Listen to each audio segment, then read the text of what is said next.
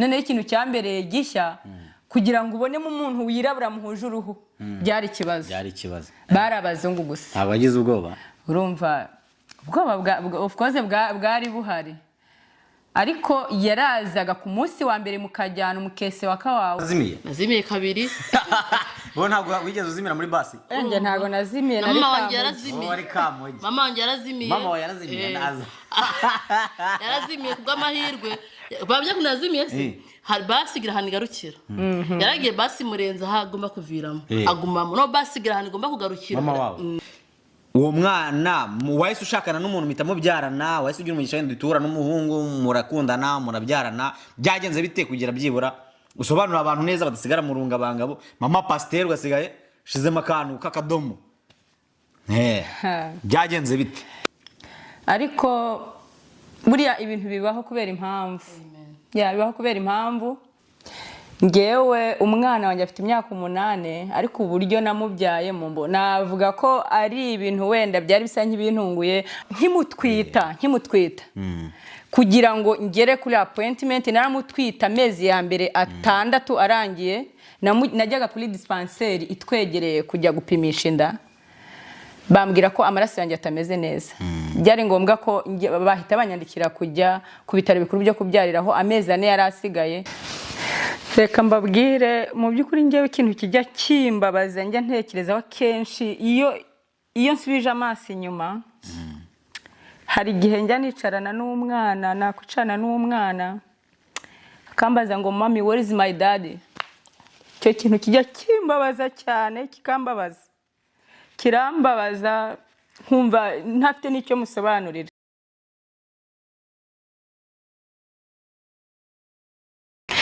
guys, welcome back on Pachu TV show. Narubwambira please kora subscribe, like, comment and share. Ujoininge umuryango wa Pachu. Abantu bari full of love. Amazina yanjye banyita Providence Mamanora. What is your name? My name is Patrick Papanora. Murakoze cyane nitwa Uwimana Caroline. Nkaba mfite umwana umwe n'umugabo umwe. Amen. Tumirwa wacu yes. Wacu uyu munsi ikaze kwa Pachu TV show. Thank you. Murakoze cyane. Ni umpacho hejuru. Umpacho hejuru mwabyumvise. Uyu munsi rero tubafitiye umutumirwa amaze kubibwira n'umubyeyi afite umugabo afite umwana aje kuganiriza abantu bo kuri Pachu TV show. Rero wa muntu ahuri niba uri mu kiyede niba uri gukora iki manza urambika umwiko hasi uze wumve umwiko niki umwiko naguze umwiko umwiko ujya koresha mu kiye umwanya ashaka kungutiya umwiko ni ikintu bakoresha mu gihe bari kubumba nk'amatafari nangwa se bari ku none byanashira kungutiya gashaka amafaranga n'umwiko ntabwo uzagize mu nyigishirizo ikinyarwanda no wazabizi saho rero guys nkuko mubibona rero twakiri umutumirwa yamaze kubibwira ko ari umubyeyi akaba afite n'umugabo ubu ngubu rero bamwita mama pasteur hano wacu tumwita mama pasteur yaje kuri kamera zo kuri Pachu TV show agiye kuduheza amateka agiye kuduganira amagambo meza uyu munsi rero tuguhaye ikaze tumane dusenga ariko dusengere miko dutangira okay usenge n'abantu bose bakunda Pachu TV show amasengesho munsi nagucike wanyu niba ari abarozi bagiye gusengera ibirozi biratabi nyabuneka muntu ujya kuri Pachu TV show witonde neza kino kiganiro kirebe ko ni kiganiro cyiza reka rero tukiri kumwe twicishe bugufi dusenge. Amen. Data twese uri mu ijuru twongeye kugushima kuri Imana ikomeye tugushimye ko waturinze kuva mu gitondo tukaba tugeze muri kano kanya izina rye rihabwe icyubahiro waturinze tutari beza kandi waturinze tutagutunganiye ubihimbarizwe ngwino ubane natwe mu byo dukora byose n'ibyo tuvuga byose data mwiza tugiye kugira ikiganiro abari wowe tuganira ko twebwe tuganira ibidafashe maze mwami mwiza rubirebe kuri YouTube yaba bavandimwe banjye ndetse ari n'umuryango wanjye bigire aho bibakura naho bibajyana kandi data ugiye kuzagaruka twese hamwe tuzagusangane mu bwami bwawe twizeye kubidera mu izina rya Yesu amen amen amen nawe uri kureba Pachu TV show hano masengesho akugeraho mu izina rya Yesu. Ariko mfite umwuka nk'umuntu uvuye gusenga. Imana ikomeze ikurinde. Amen. Kugire neza. Niba waratinze kubona urubyaro ugiye kurubona muri 2025. Amen. Niba warabuze amafaranga muri 2024 ugiye kuyabona muri 2025. Ibyo ari byo byose wari warasengeye Imana igiye kugira gute? Kubikora. Igiye kubisubiza. Aha. Yes. Rero twakiriye umutumirwa wacu bamwita Uwimana Caroline. Yatwibyiye bihagije rero mwabantu mwe. Urikumva mumeze ute uyu munsi? Meze neza cyane nukuri. Nta kibazo mfite ndashima Imana. Uyu munsi habaye agasino. Irahari ariko nta cyatuma tudashima kuko tugihumeka cyane. Aho gusaba muganike. Mbe na mbere nge ndakubita mbangura. Haryo umaze imyaka ingaho by'abantu amazina yawe umaze imyaka ingaho cyangwa usutuye hehe kugira abantu bamanze bakumenye? Maze imyaka myinshi ariko nane itari myinshi cyane. Naje 2014 tugeze muri 2025. Imyaka 10 irashize irengaho. Hehe muri leta? Haba muri leta ya Kansas City Missouri muri leta zunze ubumwe za Amerika. Kumva? Mukomeze mubwe neza. Komeye cyane umuturage wa leta zunze ubumwe za Amerika. Amaze imyaka 10. Yes. Ibaze imyaka 10 rwana kono yahise agira agapoke yaje ari urukara none yabaye inzobe. Guys. Rero n'umusista wanjye nyine twaduserenganya ariko namwe mubyihanganire. Yeah. Narabiha. Manze musome. Tumanze twitemo aki Joyce igira igifuro. No umusururu waba tampera. Tampera. Kukusomye gakera. Harimo na tofu. Tofu na juice bihuriye koko. Simbiza harimo ka tofu imbere. Ariya tofu wajyashira muri juice ari. No inyama. Haryo. Ni inyama za soya. Nanjye rero bazaga igitampera cyanje iki. So tage ibintu byinshi rero. Katu duce ikariso oya. Duce ikariso. Duce kabitura. Duce kabitura. Oh my goodness, I'm so sorry. Reka duce kabitura. Umaze imyaka 10 muri Amerika. So tubigire muri makeya nk'umuntu nyine ndikuba kiro kiganiro cyaba mu form nyine cyaba hari abantu benshi kiri bufasha no for sure. Hari nk'umuntu igihe tubyira ubuzima bwawe kuntu bwakugendekeye ukigira muri Amerika. Imyaka 10 ni myinshi 2014 waje tuza yaje 2014 ukwezi yakutubyiye kwezi kwa karindwi ndizera ko nageze hano muri Amerika muri sam yaje waje uri single se naje ndi umusingo waje uri single kubw'amahirwe none mu ngubu uri mari ndi mariye rwose none sasa reka nkubaze ni cye kintu cyakunejeje ukigera muri Amerika muri Amerika uburyo naje ni njyenyine ntago navuga ngo byaranejeje cyane ariko uko byagiye biza nagiye nezerwa ariko nkiza byari bigoye akwa mugani kuza bamugani uri wenyine nose waje uri wenyine nta wundi muryango wari usanze nta bandi mwazanye naje ndi njyenyine nta muntu n'umwe nari nsanze hano hako birumvikana hari abantu benshi batabate kujya muri Amerika so uri wenyine hari icyo bitwaye ko ugiye mu mafaranga wowe byakugoye gute none kuze tingo naraje bimanza byabukuntu wowe byakugoye gute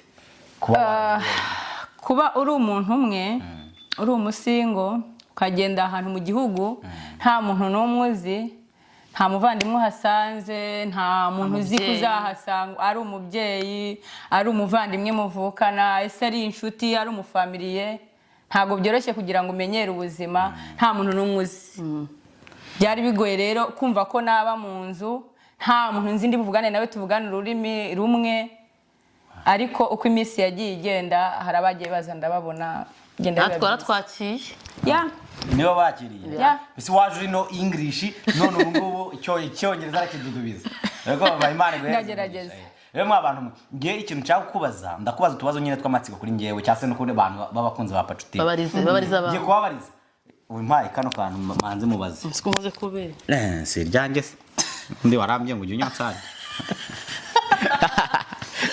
mihanga umutumirwa uyu munsi yadusengeye ni mama Pasiteri ntabwo tuzana bwa busazi bwo kuri Pachu TV ariko nawe aradukunda abayase hari abo bifasha wenda hari n'abidafasha ariko numva ngo guseka byongera iminsi yo kubaho rero iyo basetse hari abatabyumva neza ariko hari nabo bifasha so ntago ari ubusazi rero urakoze cyane ngewe ndi kugira none sasa ugiye kuduhereza byibura umunsi wa mbere ukigera ugiye kuduha story yo guhera umunsi wa mbere winjiye mu ndege wize byibura nk'amezi nk'atatu ya mbere uduhereze urukurikirane rw'ibintu ukuntu byagiye ukuntu ubuzima bwagenze umunsi wa mbere winjira mu ndege.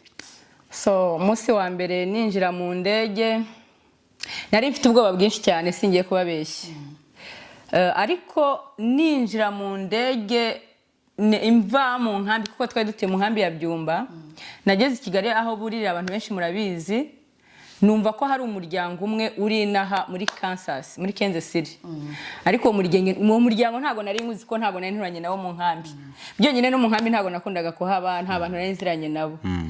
Ndavuga wenda Imana nibishaka nimpagera nshobora kuzababona nkabamenya nangwa se tukamenyana. Nuriye indege ndaza bijya bifata hafi iminsi 2 ngira ngo murabizi, uza ari nimugoroba ukarara mu ndege ukongera ikirugo ugenda ukageraho ujya ku munsi wa 2 nimugoroba. Nkihagera naraye naraje ngeze ku kibuga cy'indege nahaboneye ibitangaza, ntago numvaga ko numvaga ni mu gihugu cy'abazungu, numvaga ko nta muntu numwe navugana nawe ngo twumvikane. Hako naje kwakirwa n'umugabo umwe w'umusomali uvuga igiswahili. Igiswahili nari nkizi. Akimara gutunguka gutya haba hari abantu batonze umurongo. Ngiye kubona mbona araje kwa kwarazi nyine uko nitwa, nafite akantu umuntu yambara ka OEM kariho amazina y'umuntu. Araza aransuhuza ngo Jambo Caroline. Amaze kunsuza gutyo numvishe nishimye, ndavuga ko numvaga igiswahili, ndavuga nti uyu muntu uko biri kose ashobora kungeza naho abantu tuvuga ururimi rumwe rw'ikinyarwanda. Umugabo twaraganiriye aransuhuza turavugana mu giswahili, anshyira mu modoka nza ndi umuntu umwe nawe gusa, ariko ntumva ahantu ngiye kujya, ntazi ko nzanabonana n'umuntu tuvuga ururimi rumwe. Twaraje kuri uwo munsi wa mbere tugeze hari muri aparitema yaranjyanyemo, nandi muri aparitema umuryango wa 3 hejuru. Nibwo bwa mbere nari mbonye inzu zizamuka ugendera ku maesikariye ukajya muri etage ya 3. Byari amateka. Nagezemo ngezemo arambwira ati aha niho twaguteguriye, yari inzu y'ibyumba 2, ndi umuntu umwe ninjiramo nsanga harimo ibyo kurya, harimo amasahani yo kuriramo, ariko ntekereza ukuntu ndi buyibemo iyo nzu ntari busohoke ngo mbone umuntu tuvuga ururimi rumwe, mbone umuntu dusa, numva ni ibintu bingoye cyane. Urumva nawe yahise yigendera ko yari yamaze guhaha akazi ke yakarangije yangejeje aho ndyama. Mva umunsi wakurikiyeho nategereje umuntu ndaheba, nawe ubwe nta telefone nayo mfite, ntayo yahise ampereza ngo wenda nze kumuhamagara tuvugane.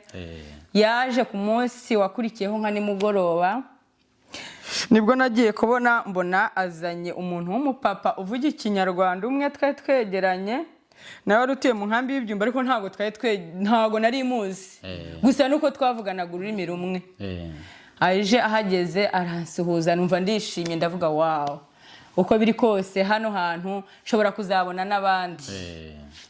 Ubwo turaganira mbwira ko ari umuryango twe twegeranye, hari nko mu minota nk'ibiri nta nubwo hari kure, ariko ahantu umuntu abatazi urumva byari ibintu bigoye kumva ko nava ahantu banteretse ntazi ngo ndanyura he, ndabona imodoka ntabonaga buri gihe, nkabona abazungu ntarababonaga buri gihe, numvaga ari ibintu bigoye. Ariko kubera kutamenya iyo nzu nari ndimo yari irimo n'abakongomani n'ubundi bavuye muri Kongo muri etage, bamwe bari mu ya 2 yo hasi bavuga igiswahili ko bavanze n'abazungu nyine.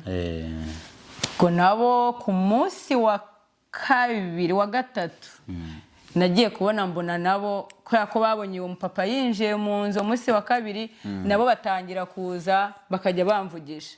Ubuzima burakomeza, hagenda haziraho n'abandi tukajya tumenyana ya. Okay, urakoze cyane. None se abantu bavuga ikinyarwanda ukumva tubiye kuntu babonanye n'abantu bavuga igiswahili, waje kumenyana gute n'abantu bavuga ikinyarwanda sasa? Urumva icyo gihe uwo mupapa nkora ku kibuga cy'indege naryamye mu nzu, nta muntu mbonye, nta nonziranye nawe, ariko ambwira ko hari umuryango umwe azi yakiriye w'ikinyarwanda nawo twegeranye ashobora kunzanira ku munsi wakurikiyeho. Niwe yazanye rero ku munsi wakurikiyeho nkejo nka nimugoroba tuza kuvugana umupapa turamenyana, ndetse batangira kujya baza kunsohoza nabo. Ndumva utaragize irungu cyane. Ntago narigize cyane, ariko urumva nabo kubera ko aribwo bari bakihagera nabo byari bigoye kugira ngo bajye baza. Abantu bose urumva nabo bari bafite ubwoba, bari bataramenyera nabo. Nasanze barangije nk'ibyumweru 3. Ari mu kira abashage mwese. Birumvikana. None se urabona nka nk'iyo umuntu ageze hano muri Amerika hari ibintu byinshi ku masoko wajyagayo gute uwo muntu niwe waza kugufata byagendaga bite? Oya nawe kujya ku masoko byari bigoranye. Urumva iyo ukiza bwa mbere umara umunsi wa mbere uwa kabiri ukaruhuka, and then bagatangira kujya baza bakujyana bagushakira ibyangombwa, bagatangira kwishira n'uburyo ukoresha basi. Ubwo byabaye ngombwa ko batwigisha gukoresha basi, tukajya tujya guhaha dukoresheje basi. Umunsi wa mbere wagiye muri basi rero tubyira ikintu wabonye mu gitandukanye wenda na basi wagendaga mu Rwanda. Umunsi wa mbere nagiye muri basi nabonye ari different, byari bitandukanye no mu Rwanda kubera ko cyari kimodoka kinini cyane, kandi imodoka twagendaga mu Rwanda yari amamodoka bitaga amataxi, twari tumodoka dutoya ariko byari imodoka binini. None ikintu cyambereye gishya kugira ngo ubonemo umuntu wirabura muhuje uruhu byari ikibazo. Bari abazungu gusa. Abagize ubwoba?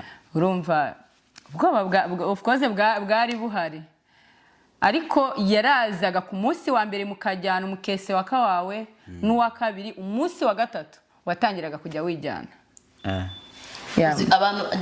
abantu bajya baza ubu ngubu bajya bashima Imana ko bajya baza nyine duhari, akabagusaba rayidi mwayaguha mwese umuryango wose akabashora mukajya kusoko. Mwese mwaragendaga buri muntu akaza afata inka, aba Cedric akaza afite agaruka amata Fabrice agakomeza igihaza, Shema kahita yikorera nk'agafuka k'umuceri.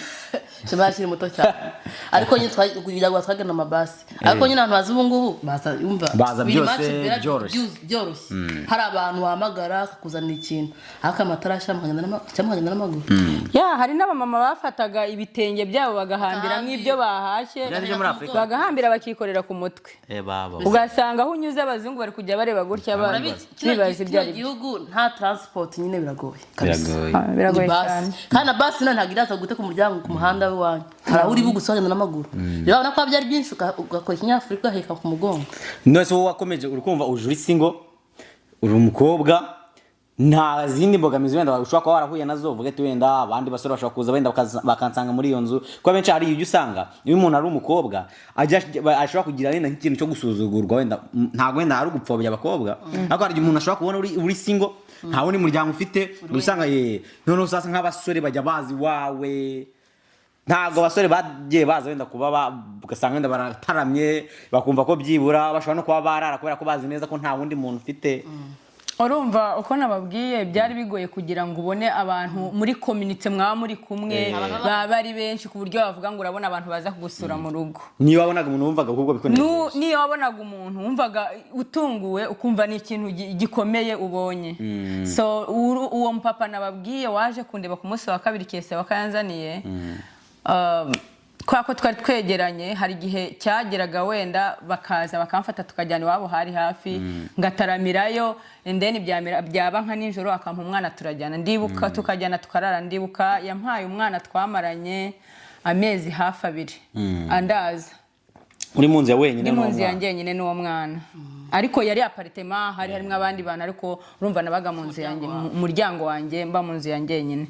Umwana rero byageze igihe cyo kujya ku ishuri, nanjye ngiye gutangira akazi, biba ngombwa ko umwana asubira iwabo, sigara rero muri yanzu njyenyine.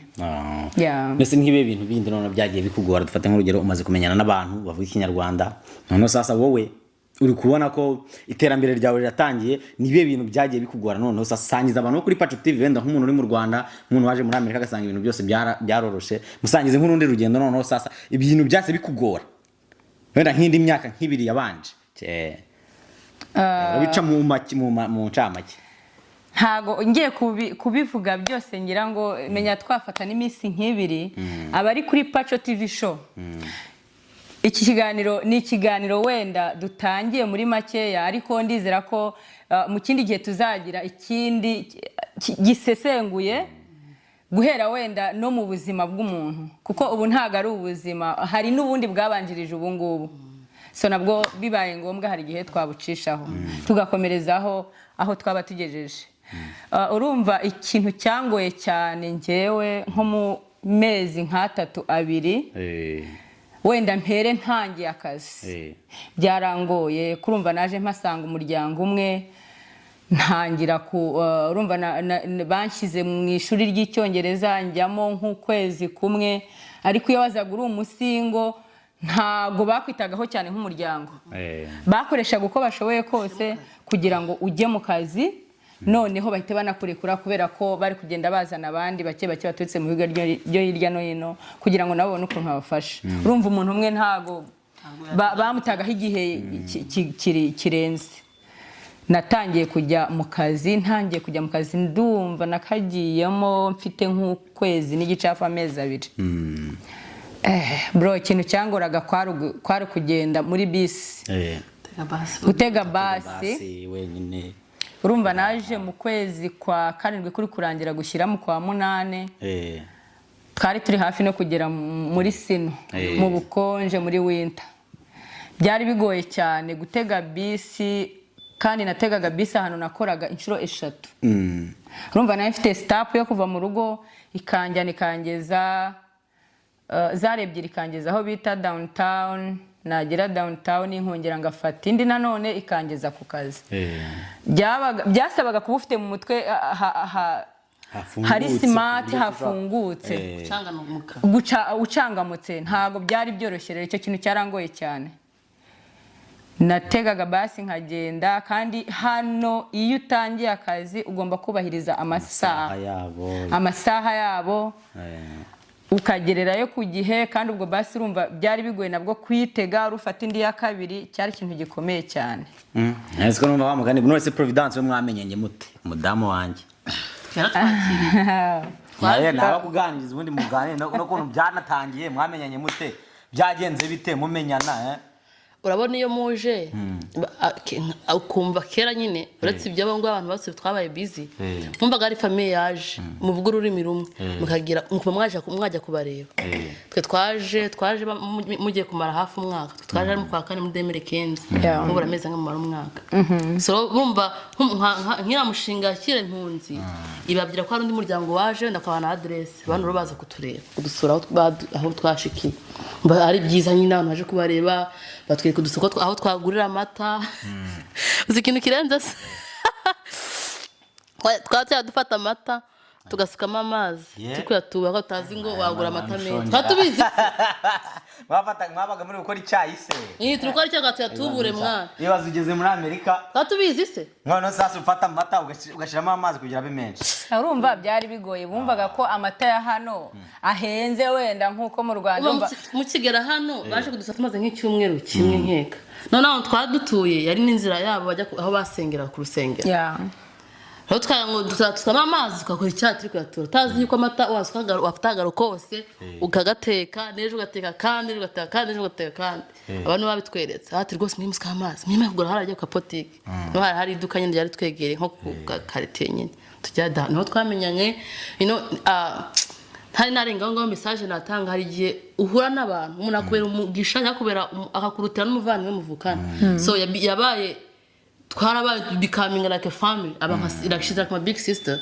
nani nka sister we muto nyine so arigero nago kugira bond iri strong cyakomeza nyine umuntu muhuze mwumvikane mugirana urukundo rukomeye cyane gusa ko mwaravukanye gusa bisaba urukundo so nose reka tubaze na Providence wenda reka nkubaza akabazo gatoya wowe ni cyo kintu cyakugoye nawe ukigera muri Amerika cyambere nyene wenda mu mezi 2 ya mbere nkuko bisobanuye cyase nawe duhereza urugendo byiraho ugiye gucamo makeya ko n'uyu mutumirwa ugiye kuduhereza nk'akantu gatoya uya abantu kuri Pacu TV batazi aho byahereye uko byatangiye bumve so ngiye umva naje ari ngiye mukuru mu rugo ibintu byose nyine tu ako nagerageza mu Kongereza gatoya hagacurika hirya no hino so numvaga ndi responsible yo kumenya kumva umushinga bakiriye babahereza by'ibanze namwe ibindi byinshi murabyishakira no ko twagize amahirwe bano turabamenya tumenya n'abandi barundi bage baza kera bakayaturangira utuntu mbabyumvaga ikintu cyangwa ntabeshe ko bivuze yari basi gutega basi nazimiye kabiri nazimiye kabiri bo ntabwo wigeze uzimira muri basi nje ntago nazimiye nari kamoje mama wanjye yarazimiye naza yarazimiye kubw'amahirwe babye kunazimiye se hari basi gira hano igarukira yaragiye basi murenza hagomba kuviramo agumamo no basi gira hano igomba kugarukira basi gira hano agomba kugarukira baba yase kutari kuva muri basi ngo ntago mpazi ngo niko ngo ahati ngo akaraya boye mu Kinyarwanda ntago mpazi hati sohoka amusora muri basi amusora muri basi bw'amahirwe na nabafashe agapapuro n'amanike ba adresse hano dutuye basi rabasoye basi rikomereza ragenda hagaho mu muhanda nk'umusazi nyine umuhomurezi akubwa amahirwe haza umubyeyi muto mwiza abantu umubyeyi wabumiwe Kenyamariba ya umubyeyi yabyamugeze gute bamugira ngo amuhera agapapuro nyine nta kintu avuze nta kintu yarazi pe aramubona hari adresse amushamo ahubwo umwishamuzana mugeza mu rugo ukumva hari abantu nyine babagira neza barakubiswe papa tukigeri na abantu bari kuza muri kino gihe cyasabajya nka kuntu waje umuntu afite imodoka yagutwara twe nta muntu agira imodoka azi gutega basi ngo ndatega basi ako cyakoze basi nateze niyo muri mu kibuga cy'indege sirani basi ya ubundi byari bigoye ikintu cyari kigoye cyane transport yo kujya ahantu runaka ubundi nukuvuga ngo office yakwakiraga yaguherezaga card ya basi agakadi ka address yabo bakaguhereza n'agakadi iyo card ya address yabo ikabiriho na address y'inzu yawe ni case wazimiye ku buryo bakandikaho na nimero ya polisi ku buryo nubura ushobora no guhamagara ya nimero ukabwira no English ufite telefone wabaga ufite telefone uvuze ngo no English ugakomeza kugumisha ya telefone barazaga bakagusanga ahandure abantu mujya muzi ubungu mujya muba grateful mujya mumva ubundi wamagara ngo polisi ugatubwira ati no English yakongera ikavuga no English polisi igiye itrackinga telefone kwa akenshi ugeze hano mujya babahereza udutelefone two kwifashisha twa dutelefone rero ni imari mujye mudufata neza urumva tuvuye ku iyo story ahubwo twege numva udusangize ko there's a lot of people hari abantu bacha ko tuwacinga hanga by the way shout out all single mother out there abantu bye mwese mu raising igitsina waburi igitsina gore waba mu mugabo uri kurera umwana wenyine wafashe inshingano 100% ukaburi kurera umwana wenyine nta undi muntu mfatanyije ndabuba cyane raising kurera umwana uri wenyine ni ibintu bigoranye cyane nione sikankubaza wenda mudamu mwiza Providence harya ikigera hano bo ni ku ishuri byagenze bite kwari nawe waruje hano ukiri mutoya byagenze gute ubundi basobanuriye byibura nk'icyumweru cyambere ku ishuri byagenze gute baramburinze bro kubera nta waruzi icyongereza kubera nta cyongereza nta teke n'icyongereza ntago umuntu yavugaga ahubwo urabona abantu bino twe twaje urabizi kera mu nkambi twaho twigaga baratwogoshaga ordinaire urumva rero abenshi twaye tuza hano nta misatsi dufite kushura sanga ndana bose barasutswe hano muri Amerika ntago umwana yogoshwe imisatsi none ufite aka ordinaire ku mutwe ndibuka umuntu ntago namuvuga izina wanguriye wig angura wig y'amadolari 50 nkanyamajya ku ishuri mu nzina yambe baranseka abati ni cy'abakecuru bati masi nzasura ku ishuri ariko hako iri umuntu w'imfura mu rugi wanyu nagerageje nshye kose nyine niga 11 grade 12 grade ubwo ndagraduate high school nyine kumansoje bya high school nkomeza college ndashaka bamugani abantu bajya baza muri no minsi bajya banashima abantu bajya baza muri iki gihe kabisa mujye muba grateful kwako nkawe nta kintu kimwe cyuzi kiri difficult ariko twarakubiswe papa ukazana muri Amerika wasanze nk'umudamu kaza muri Amerika wasanze nk'umugore bro icyo kintu cyo uzamurguzuye mwana ujuza mu rwuzu amugane mu abafite imodoka abafite imodoka ari umuntu wansereje mwarya nk'umugabo umugore agiye kukuzana cyase umugore akudeclare muri Afrika mbisi nkaho abakuguze abagukoye hari abantu bagira iyo mindset sibyo ntago byemera ngo abagukoye ngo bagiye kukugura mbese nk'abasimbizi basanga bati ngiyewe ntago najya muri Afrika iyi tuzagira indi topic ko ni ibintu nyine biriho muri ino minsi ariko icyo nzi urukundo waba uri mu Burusiya waba uri muri Amerika urukundo nta mupaka rugira rujyaho rushaka ntago bisanga umuntu ari muri Amerika umuntu ari muri Afrika uko I think impamvu bakoresha icyo kinyarwanda kitari kizanye ntago ngiye kwa ko ndanabikoze agabwandi kubisupporting ariko nuko yuko impamvu babivuga gutyo nuko ko bavuga ko Afrika na Amerika nyine bitandukanye continent zitandukanye Amerika ni hateye imbere Afrika ni kiri hasi rero imisho wasaka n'umuntu wo muri Afrika bamva nyine ko wa muntu uje muri ujya guys nyine buri muntu urukundo rujya iyo rushaka rero ubu ngubu rero twazanye umutumirwa ariko twari tumuhaye akanya gatoya kugira amanze yasoma no kuka Joyce tubaza nyine Mama Nora soma ka turi cyafite byinshi byo kumubaza uyu munsi ntujye kure ya kamera zo kuri Pacu TV show ino ni sheni yanyu niba utarakora subscribe kora subscribe muntu wacu biwanye n'abatarabarozi nizere ko wakoze subscribe sibyo nanone kababwire ngo umuntu ushaka amafoto meza cyane ngwino hano kuri Pacu ujye kuri Instagram ya Pacu TV utwandikire uze hano tugufotora amafoto meza imva yandi original kana none ni ushaka kujya ureba filime nyarwanda nziza ujye kuri Cedric Films hariho filime z'abanyarwanda episode nziza imeze neza ishobora kugufasha bya buri munsi. Rero muntu wanjye uri kuri Pacu TV show, uri kuri Pacu TV show guys, reka manze nsome baba sharing kandi batere comment. Niyo mushaka tuzamugarura n'umuntu wacu, kora comment kuri Pacu. Twese nzi neza ko turi n'abantu bakuru bagira discipline, uri umubyeyi umva n'abari mu magroupe mwohereza muri groupe nibi wanya tarabaruzi washamu ni famille kabisa iri cool. Ura muntu tuko tureba ka wasangwanye mbana mu nabucuruza barabwanika twamusengeye ariko twagusengeye mu izina rya Yesu reka niba banaterekera kwa General Yesu. Rero mwabantu mwe uyu munsi umutumirwa wacu niwe tugiye kugarukaho, ngemba nifite ibibazo byinshi abo Pacu TV show mva ndi kubatekerereza bamwe muri bo nyine bakabaye bakubaza.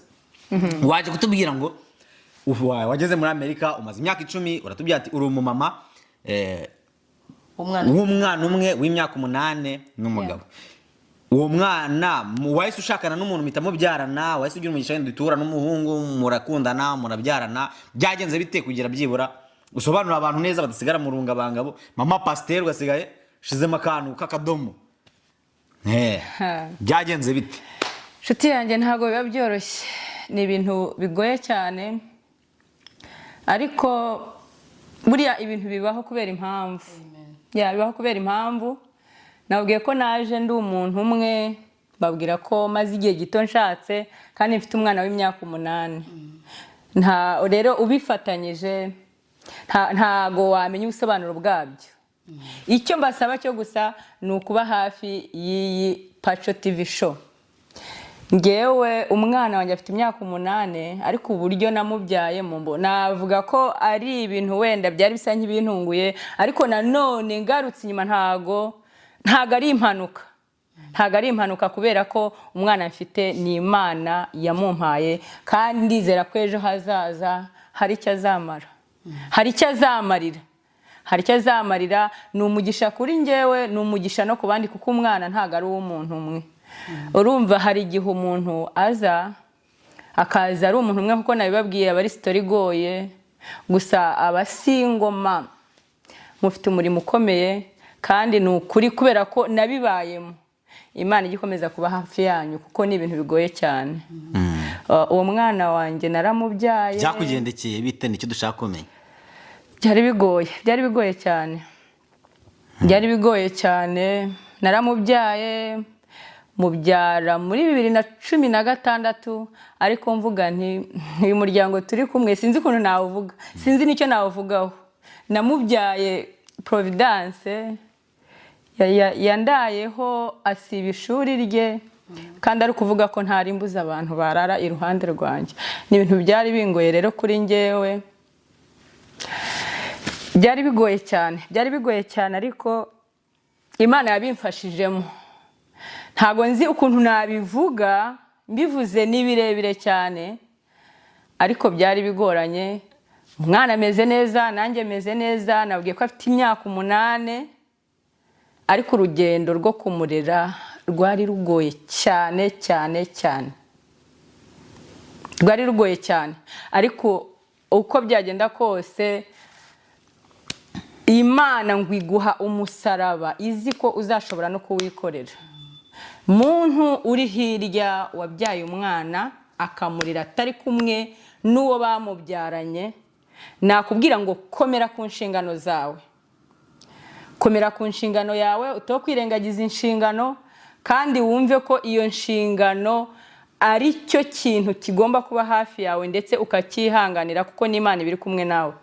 Ni ukuri byarangoye kumurera, ariko ubu ngubu nsigaye mbona ari ibintu byoroshye. Kwa amaze kuba mukuru, nk'iki kintu kinone umwana ushimishije. Nikamba nkubaza ikibazo kimwe, kuko abantu baba Pacu bafite amatsiko, bafite bari kujya byibura ukande nk'ahantu nyine bashaka kumva. Urukumva uravuze ati umaze igihe gitoya ushatse, muzanira agatisho. Ndi kubona atangiye kubyiringira amaso mwa bantu mwe. Rero ntituriza abantu hano,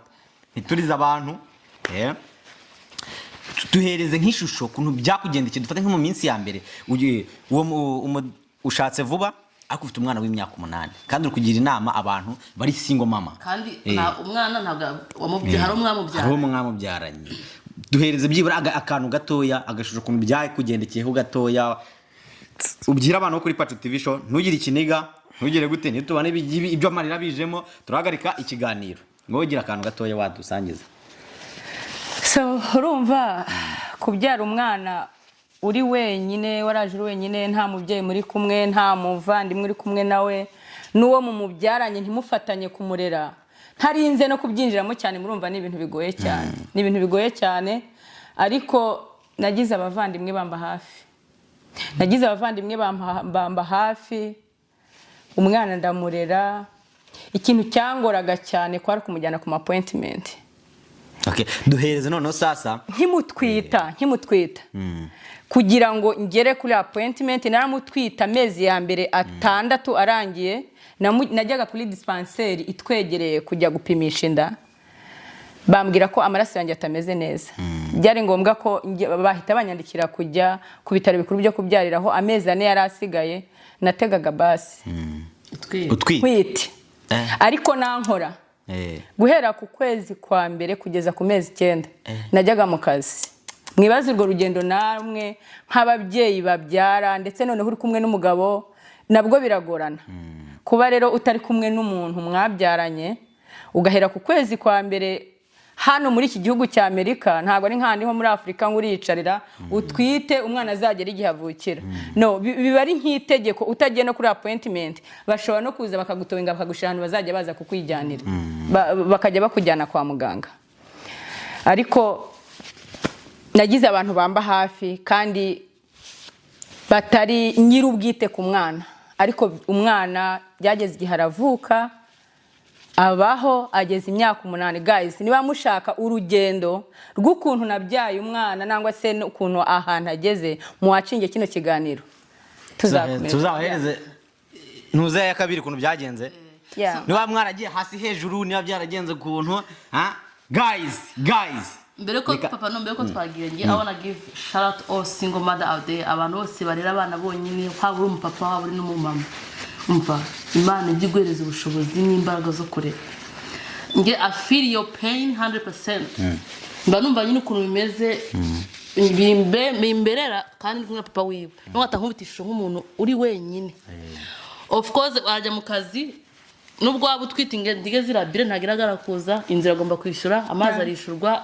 byose bigomba kuza ngabyo bintu byibaze biri ku mutwe wawe uratwite uwo mwabyaranye yarakudisappointinze ntago nta kintu nashaka kuba mu buzima bwawe na gatoya nta support yawe yiwe ufite so you are strong enough kuri kubigonga through kandi Imana ikomeze igureze imbaraga n'ubushobozi.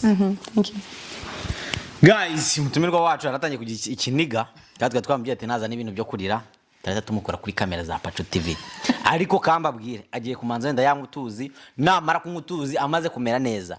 Guys, ni uri kora kino kiganiro umva uze ku part 2 kuko part 2 irahita ijyaho kuko turi kubona atangiye kugira gute atangiye kutareba neza namanza nko kutuzi turaza kubahereza part 2 komeza urebe kino kiganiro tugiye kwinjira sasa mondani ngo byagenze gute byagenze gute mama pasteur uyu munsi abari kuduhereza iyi story ni story ariko no mugisha the fact ko at this moment kuba uri able yo kuba umuntu iyo ugeze kugiye cyo kuba wavuga ku bintu byakukomereka byakubabaje uburi kubohoka ubu no gukira igikomere ko ntago wakira ikintu akivuze barakubeshye niba hari ikintu utakikuremera ku mutima wawe none saza mbira akantu kamwe konyene kajya kakwibutsa kajya ujya wiyibutsa muri icyo gihe ibyakubayeho ugatumva umutima ugiye gusandara amarira agahita agwa hasi unaryamye uri wenyine katubigere kamwe none sasa duhita dufunga ikiganiro umuntu wese uri burebe kino kiganiro cyacu ategereze part 2 ni wishaka ko duhita tuyishiraho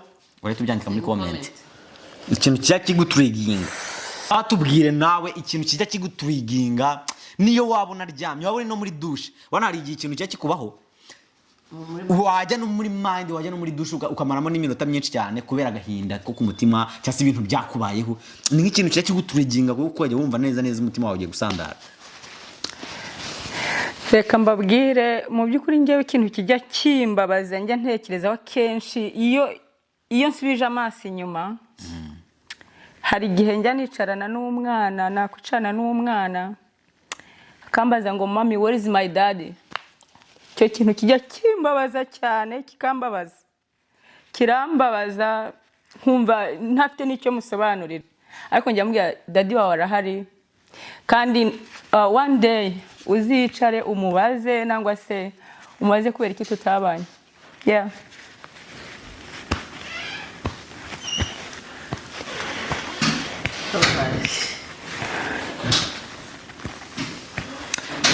Ihangane guys, niba ushaka part 2 reka tube turetse amanzi yanywa ku mazi, turaza gufata part 2 nyuma basi, kuko turi kubona ko ibintu byakaze. Ihangane umuntu wese uri guca muri uru rugamba, ujye ubyuka gatumva umwana ari kubaza ati mama papa ari hehe.